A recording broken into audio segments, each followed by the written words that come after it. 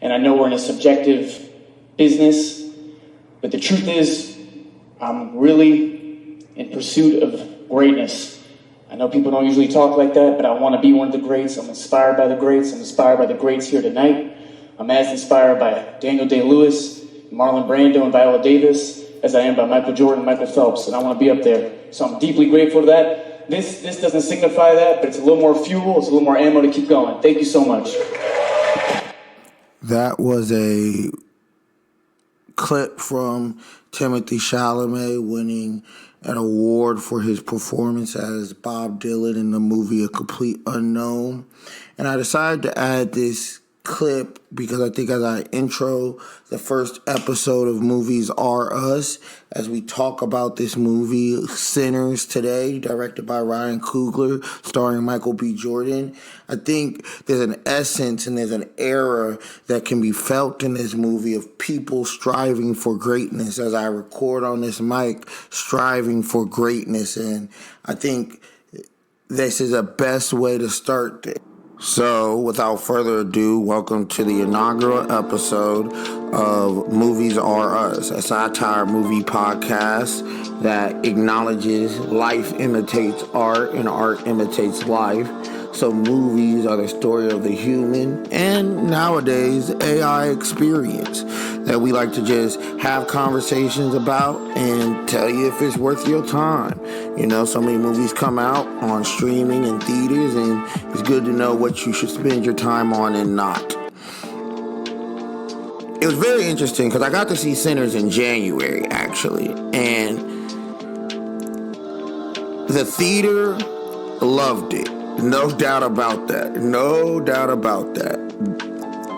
The women for Michael B. Jordan, the guys who just want to catch a good vampire movie, the diversity of the viewing I saw early this year in 2025, January 2025, I already know, and as every review and every piece of content as this movie is about to premiere is making expertly aware that this movie shall and will be a success. And that's very important in today's day and age because so many movies don't encourage people to get out the house anymore. You have the blockbusters, but where are the movies that can get the average viewer going fan to take some time out, go buy a popcorn and sit in a chair and watch the creativity of a group of people?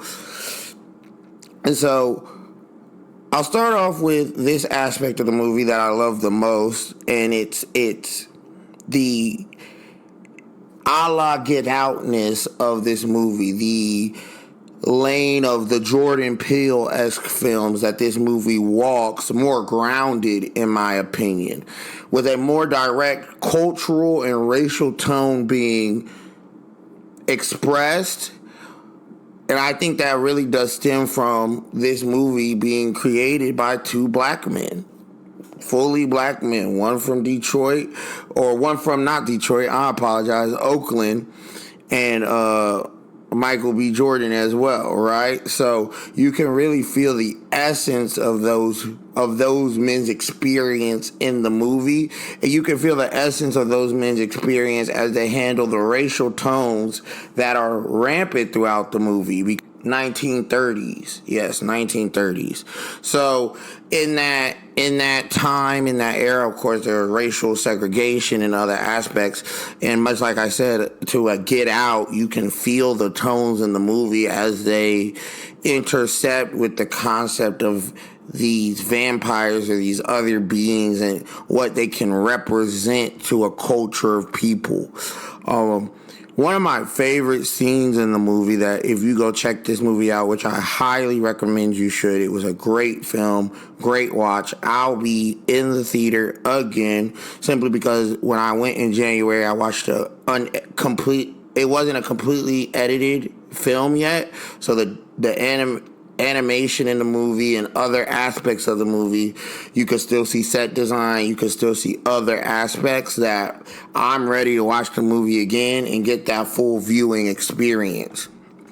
And one of the scenes I can't wait to watch again is there's a dancing scene, and the dancing scene really speaks to the cultural effects of music in our community, and the way they tie this into the film really, for both sides, for all characters, for all racial denominations, really is where I think Coogler's writing, and I think Michael B. Jordan probably assisted with the writing in this film to a certain degree, especially with his directorial prowess from Creed 3 specifically. I think the writing in this film is expert. I think the writing in this film is two people who sat down wanting to make a movie people want to go see. And you can feel that in every beat of this movie. And I think you expressly feel that in the dancing scene of this movie, because it culminates and has a beat to the film that for everything that happened next, it shines. It truly shines. Overall, it was not a very scary movie for anybody curious, or I actually am not a big horror movie fan anyway. So I caught it at like a 7 p.m. The showtime was 7 p.m. and I was very upset because even on my second watch, this type of movie, I will be seeing probably about 10 a.m., no later than 3 p.m. because I just don't like scary movies, and I'm going to go watch some SpongeBob or a cartoon afterwards to keep my mental palate a little clean. But overall, it wasn't actually that scary of a movie. I was thankful for that when I left the theater about 10 p.m. that night, because I wasn't interested in being scared, but I was going to go watch the movie. So it wasn't a scary movie for any of those wondering. It's a great film, great date night film, and honestly, great film just to go see with friends. It's a good, when you leave the theater, I imagine that there's a lot of conversations that can be had, and the expansiveness of a universe potentially. I think they do have space for that if they wanted to. I do, however, support standalone films as well. So I have no issue with this movie not having any sequels, truly being a standalone film. And in today's movie era, I would like to see a standalone film. But obviously with corporate dollars and everything else involved, and I would want that for those two black men in their writing and their acting and their directing, that if they do get to receive a sequel, I would be interested to see where they take it, but they did leave it open for that idea. So that will be exciting to see. And I think one of the last things I'll say is that the comedy is in the movie, the heart is in the movie, you become immersed in this time, in this era of this world that they've created.